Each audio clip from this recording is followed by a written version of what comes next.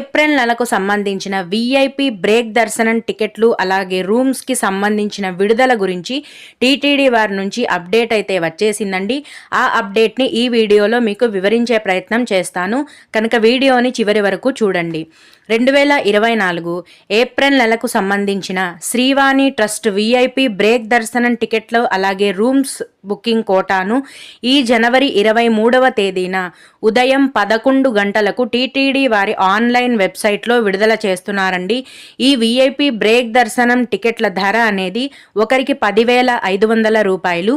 VIP టికెట్లు అలాగే వాటికి సంబంధించిన రూమ్స్ కోటాను కూడా రెండింటినీ కలిపి ఒకటేసారి టీటీడీ వారు విడుదల చేస్తున్నారండి.